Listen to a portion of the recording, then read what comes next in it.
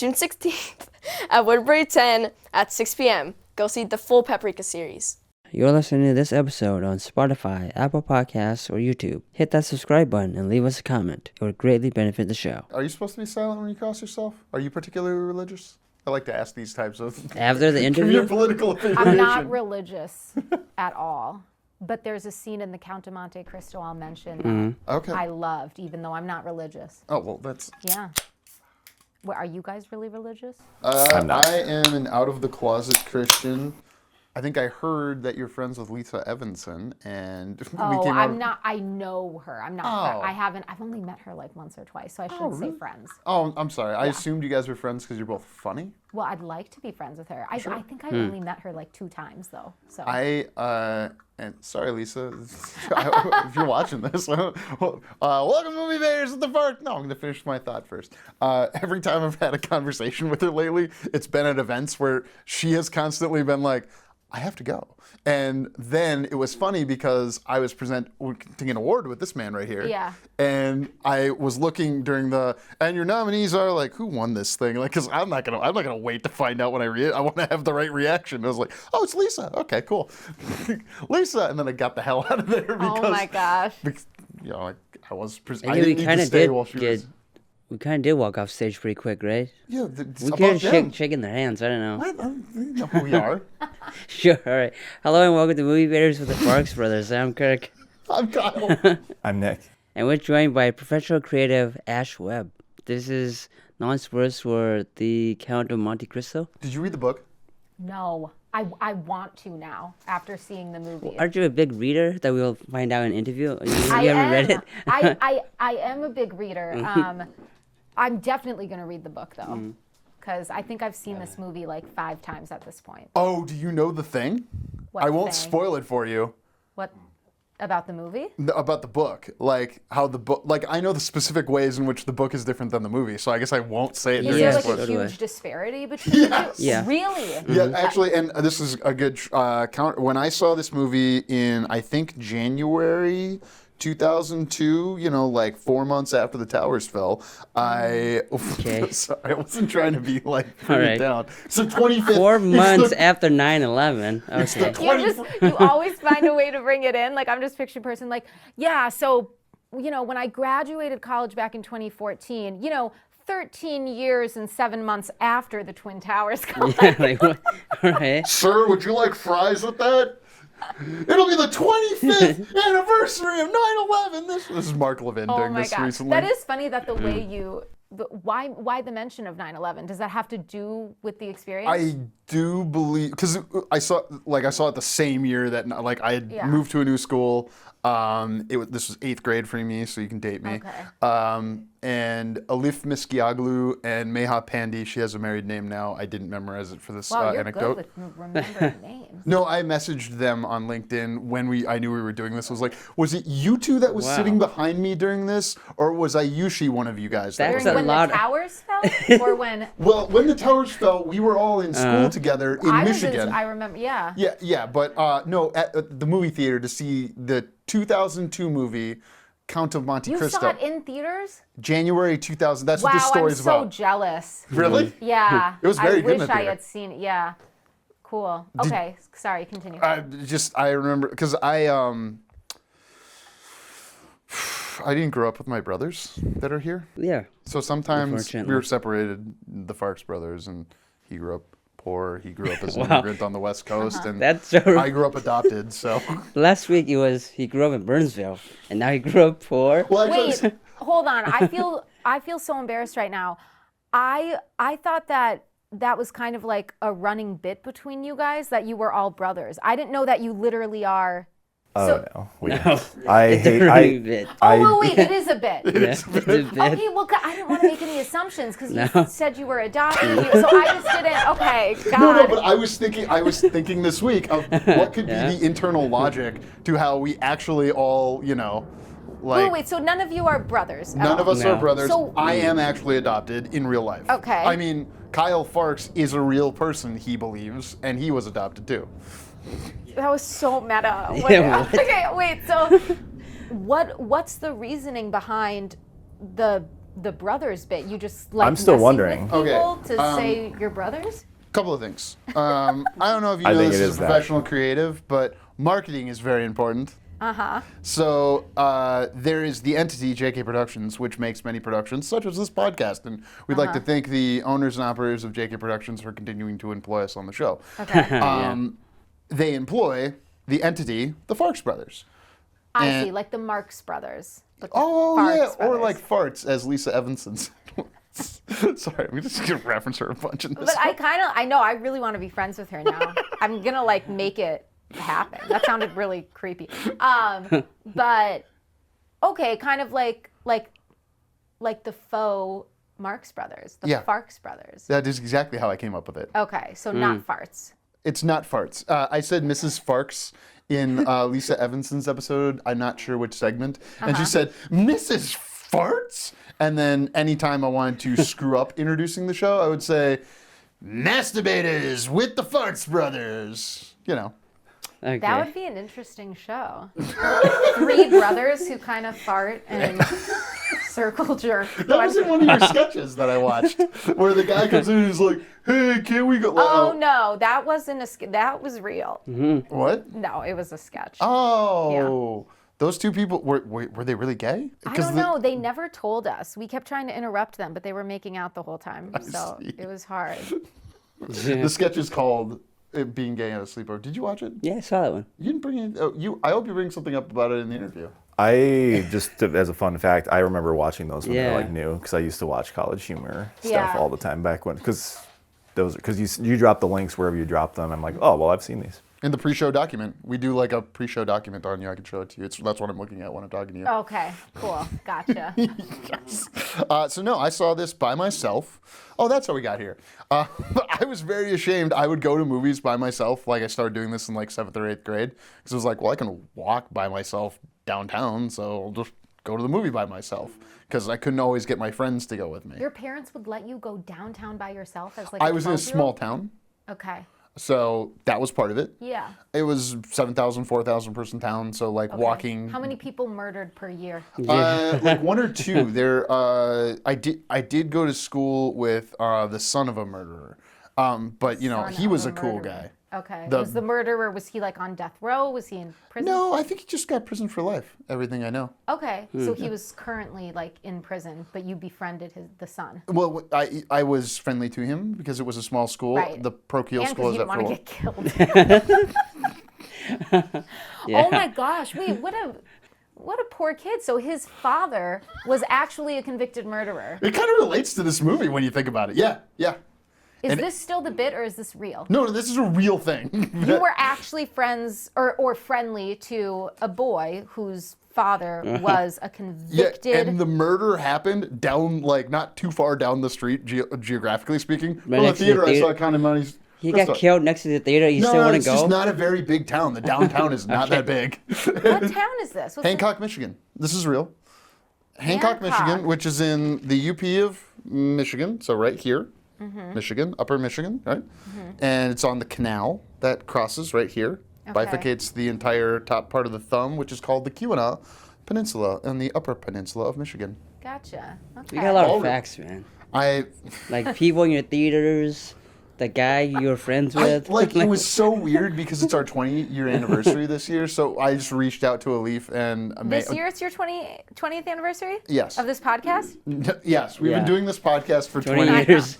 No, but like I could run into Alif and Meha this year at the reunion from high school because it's my 20-year high school reunion. Wait, So- that is so crazy that it's this year. Yeah, it is. Because do you know what else this year is? No. It's 25 years after.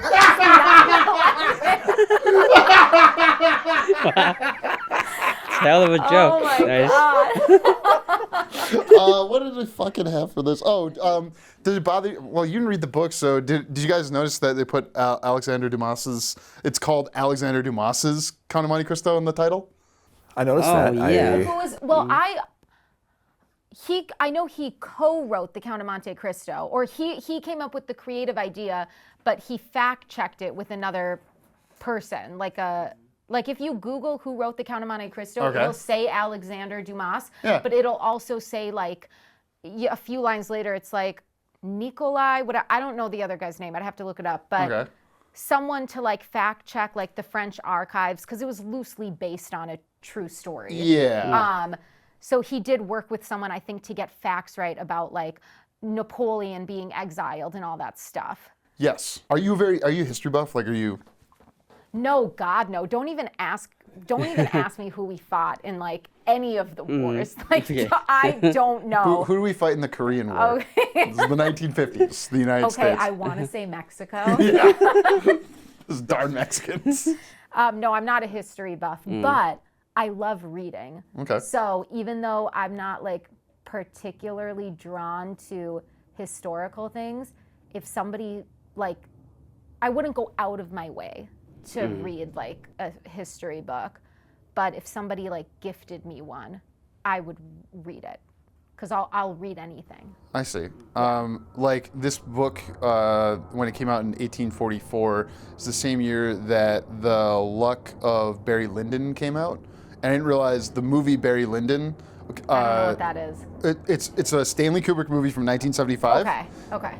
It's famous for other reasons. It also deals with like, so written at around the same time, taking place in Europe, people with pointy hats, and someone gets exiled from their home. Is it about revenge? Yeah, and then I haven't watched Barry Lyndon recently. I started watching it for this, but I didn't finish. I'm sorry.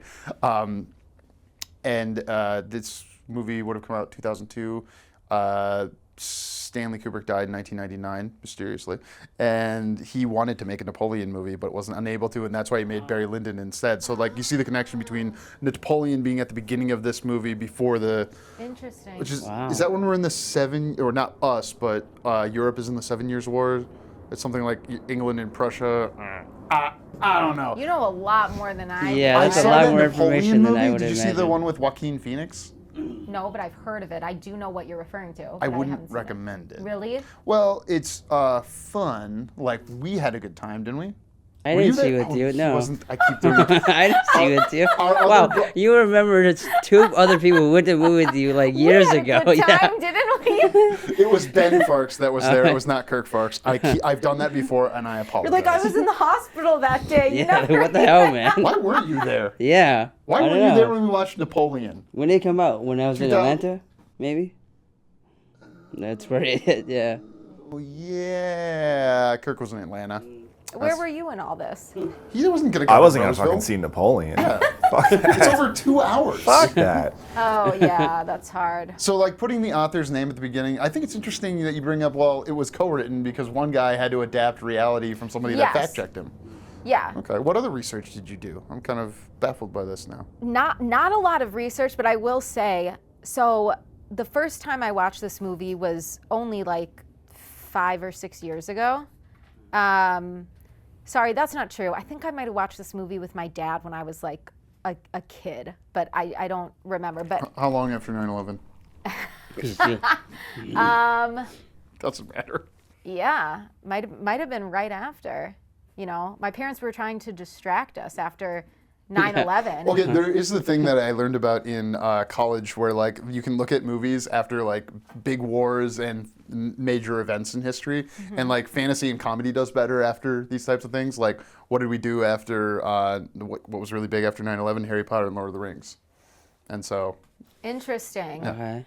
Yeah, my parents made me watch like Flight Plan a bunch to get me prepared for. No, I'm kidding. They didn't. Well, okay, no, I didn't look in a lot of history, but I love this movie so much. Like The Count of Monte Cristo, the 2002 version. I haven't seen any of the other versions, but There's a recent one, in fact. PBS did it. I know. Yeah. Okay, now I'm gonna watch all the versions and Great. read the book. You'll have to come But back when you've done that. I will. But the 2002 version, I really think it's my favorite movie of all time. Okay. I really do. I mean, I just, and maybe I'm making something like, maybe I'm making it, maybe I'm romanticizing the story a bit in my head, but I genuinely think like it's the greatest story ever told. And not just because it's about revenge. The first time I saw this movie, I thought that my favorite scene was probably what a lot of people think, when the Count comes down in the hot air balloon and, you know, he says greetings and everyone wants to be friends with him and he gets his revenge. When I watched it the next time, like this most recent time, the movie had a whole nother meaning to me. I mean, it is about revenge, but it's so much more about just the journey of Edmond and what he's learning. And it's really more of a coming of age tale than a story of revenge. That's how I see it when I watched it again, because my favorite scenes of the movie are probably the most boring scenes for some people, is when he's in prison, when it's just him in prison. I could watch 3 hours of those scenes. And I noticed when I watched the movie, it's about 32 minutes of just him in prison with the priest. That's about 32 minutes long. That is a long time. And I like that they dragged that out because it makes it so much more rewarding when he does get his revenge, because it's kind of like you're going through prison with him. Well, it's also when Jesus is training like Batman. I'm sorry, I call Jim Jesus, Caviezel. what? I call Jim Caviezel Jesus all the time.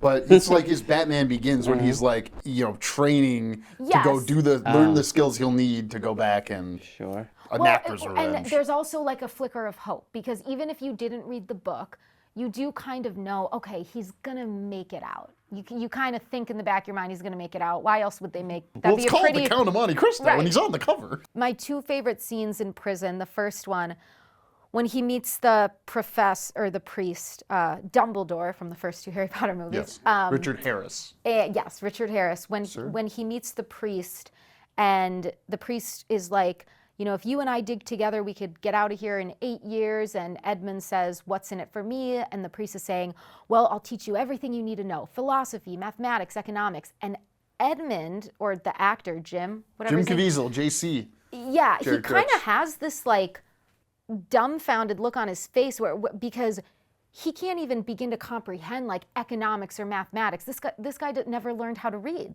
He didn't read the treasonous letter. And so I love that when the priest is saying, I could teach you economics and philosophy, his response is just, what about to read and to write? And it's just like so sad and like kind of childlike that this priest is offering to teach. And then the priest looks at him and he's like, oh, of course you'll learn how to read and to write. Like, But in the 1800s, like lots of people, because the printing press isn't out till what, like 1860s, 1820s?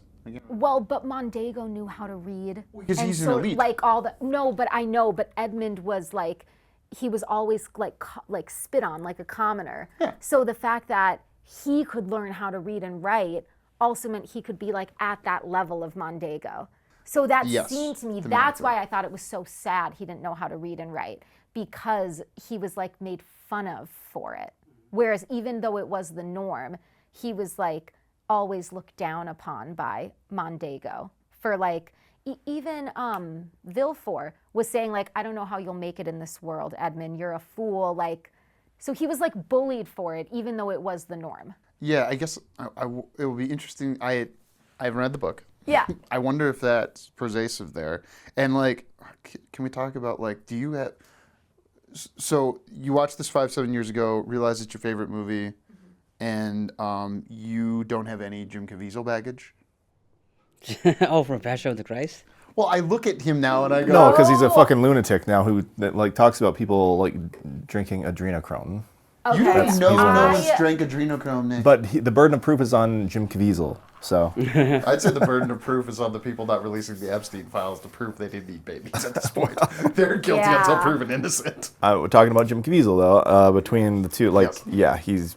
yeah. He made a weird movie about Tim Ballard and it's called The Sound of Freedom. And actually, Tim Ballard is now in trouble Oh, for I've that. never seen that. Okay, so I gotta look into that. I've been living under a rock when it comes to everything that was just mentioned, except the Epstein files that I've kept up on. Well, like in the movie, what he's doing is fighting child trafficking, supposedly. Okay. And this movie came out pre Epstein, like Sound of disclosure. Silence? Okay. Sound of Freedom. Oh, Sound of Freedom. Okay. Oh God, I'm sorry, Count of Monte Cristo, 2002. I saw Animal Farm. Have you read that? Yeah, by George Orwell. Yeah. Yeah. In there, it's a cartoon and it's sanitized. It's not as good as the book. Okay. And it's more of a critique of capitalism than like, how socialism brings revolutions or whatever. Seth Rogen in there goes, and he goes, "That's the sound of freedom." And I was like, Angel Studios made both of these movies. Oh my God. Yeah. Wow. I'm an investor. I can say that. Okay. You can say it even if you're not an investor, but I think that one's going to pay off. Freedom of speech. So I just and he was in the Jesus movie. Have you seen The Passion of the Christ? No. We did but a whole there bonus is on a it. Jesus moment in Oh, the yeah. Count of Monte Cristo that You're I damn love. right. Well, okay, so my first favorite was the one he says to read or write. Yeah. Because even though I know it was common to not know how to read and write back then, because by Villefort and Mondego, who both framed him for this, made fun of him, calling him a fool, something about the way he looks up at the priest when he's offering to teach him like economics and he doesn't even know how to read or write, it just like, brought tears to my eyes because it was so earnest the way he was like, but what about to read and to write? Like, I don't know. I love that scene so much. Were you a high school nerd? Like, were Yeah. you? Okay. I think I was. Well, just a clue here. do Elif and Mayha improv. were as well. Yeah. Okay. I mean, I was as well, but Yeah. I tried to hide it. Did you look the same in high school? I look very similarly. There's a picture of me from 10 years ago. Let's see. So high school is 20 years ago. Yeah. What do you mean? I haven't gotten taller. I wear a lot of the same clothes, in fact. I haven't got taller. Like I So got you reached your shirts. maximum height in high school? Yeah. Is that what you're saying? There were shirts I wore in high school that I still wear today. I've gotten a little heavier, but Okay, I feel like I'm the same height and Alright. weight as high school, Cool. but my whole style in high school, I was trying to figure out like who I was, and I wanted to be like Megan Fox. So I had midnight black hair, jet black long hair. I feel like I looked like the girl from The Ring.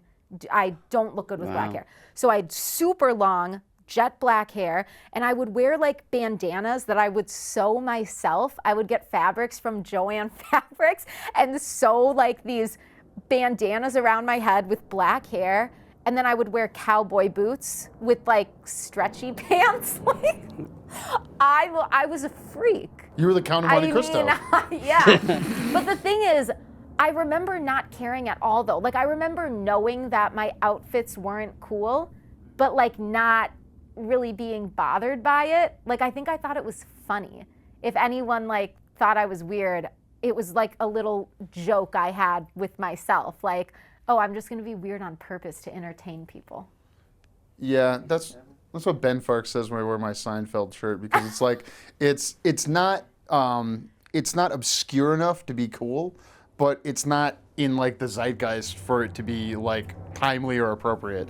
I also Yeah. have a Friends shirt, and every time I wear that, like, lots of comments because it says Ross sucks. But my Seinfeld shirt, nothing. Nothing. Dude, I thought Ross was like one of the funniest ones. And I know that's a very, like, I'm in the minority That's it. there. David Schwimmer is hilarious. Do you think this movie would be better if David Schwimmer had played the Count of Monte Cristo instead of? No, okay, despite No. Jim being crazy, Well, I I don't know did that like he's him as crazy. He could be Edmund. right. Okay, the scene is when the priest is dying, Yeah. and he's like, you can escape, whatever, and Edmund's like, I'm not gonna be able to, and the priest says, like, God will help you, whatever. And then Edmund says, but I don't believe in God. And then the priest is like, doesn't matter, he believes in you. Oh my God. Okay, for someone who's not religious, the fact that that line affected me that much, and I think it actually affected me because I'm not religious. Because Edmund is saying, I don't believe in God. And then, which I actually think I do believe in a higher power, but I'm just not like super religious. But, and then the priest says, it doesn't matter, he believes in you. What a beautiful thing to think, right? That like, if God is this all-loving person, what a beautiful, because not everyone believes that. Some people believe that only if you believe in God, good things will come, blah, blah, blah, blah, blah. Or God definitely wants the United States to beat Iran, and it's okay to tell a military that and then call them the the religiously run country. Sorry, go ahead.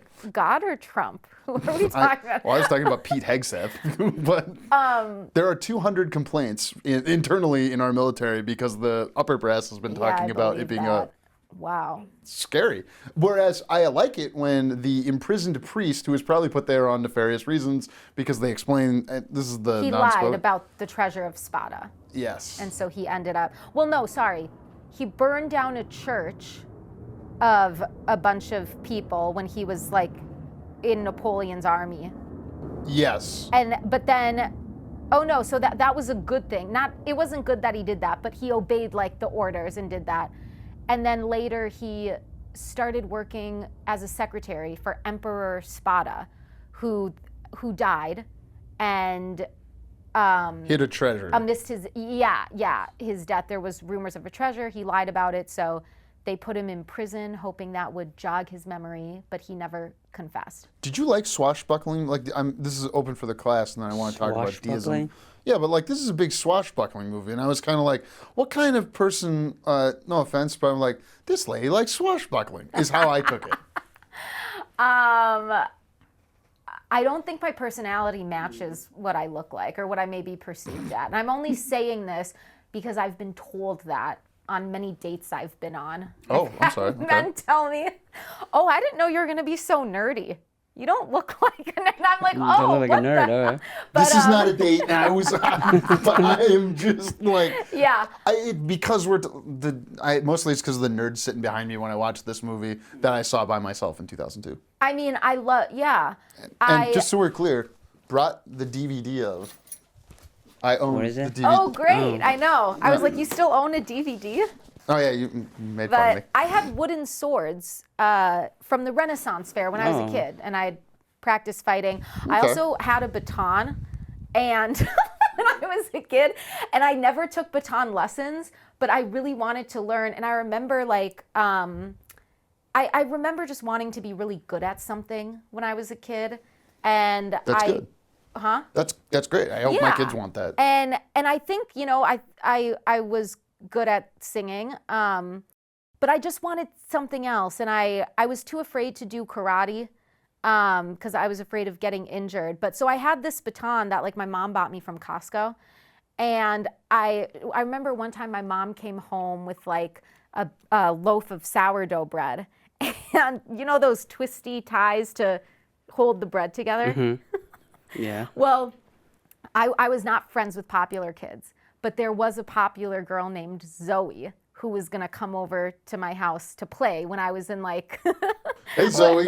when I was in like 5th grade. She probably doesn't even recognize me with not black hair and a bandana. Oh no, because this was 5th grade. I was more normal. But and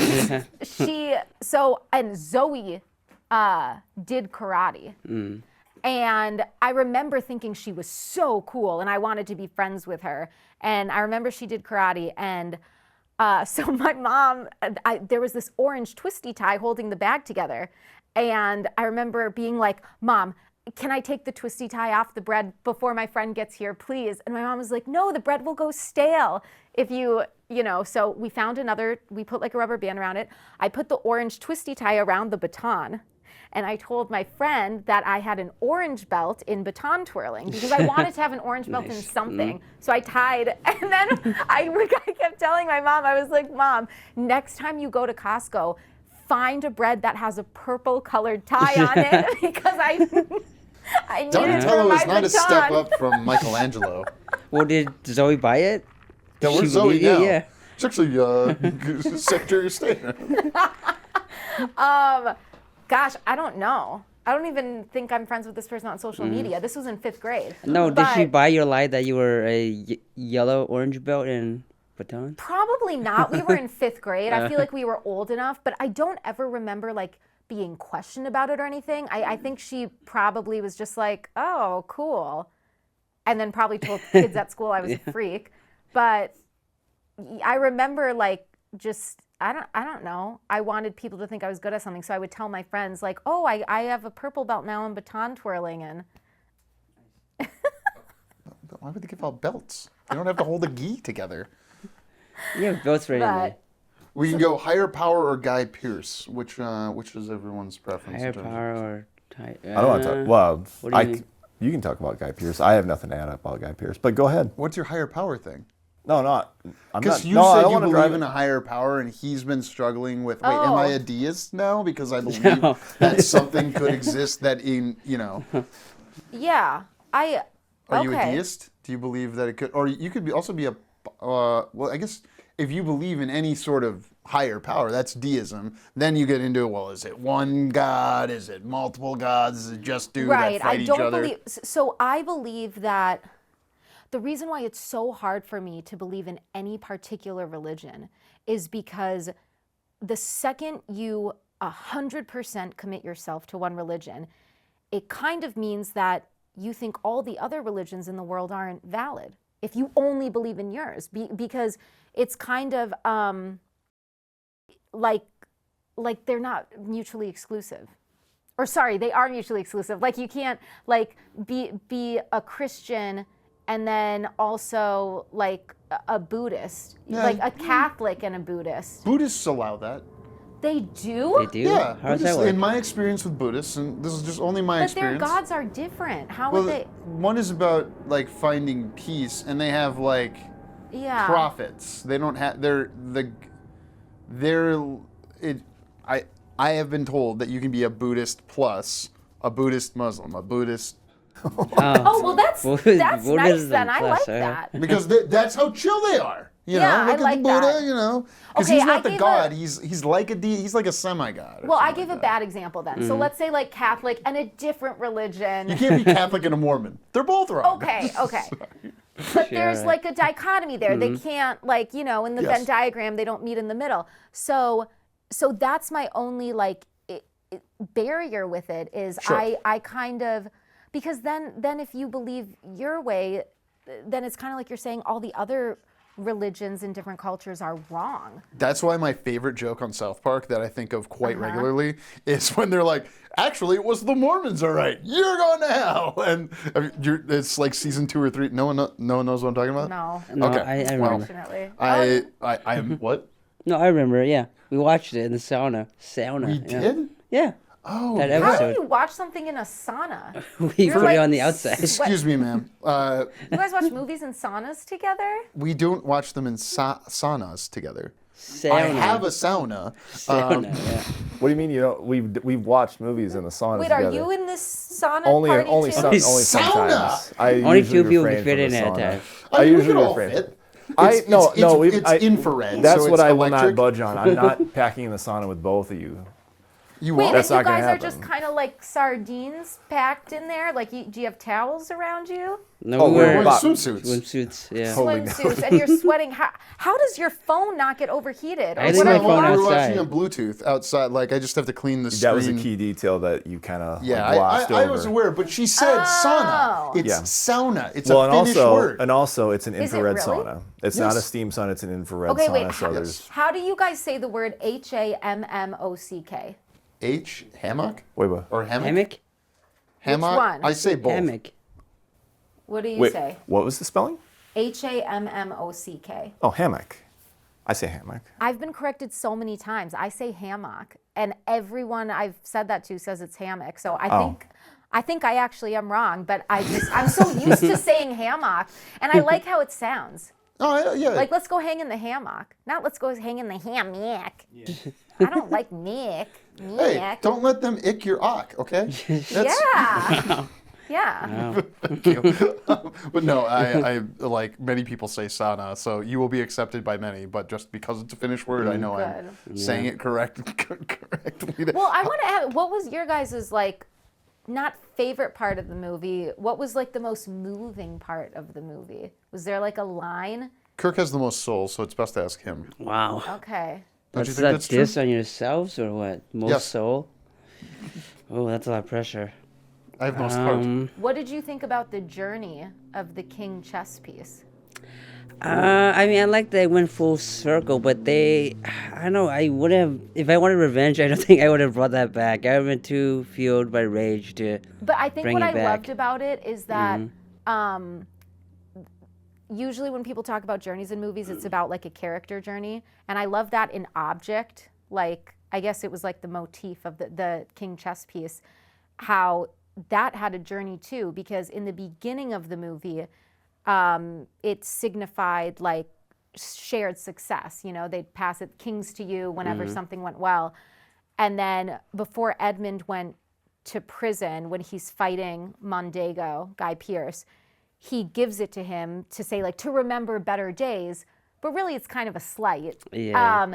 And then in the last scene, when it's Whoa, in the... whoa, whoa. Yeah, Spoiler. Oh, no, We're no. having the Okay. spoilers soon. I mean, might we as could, well. yeah. See, I know where Great we were. timing, yeah. Thank you for listening. For more JK Productions, find us on Instagram at JK Productions Team and on Facebook, JK Productions MN.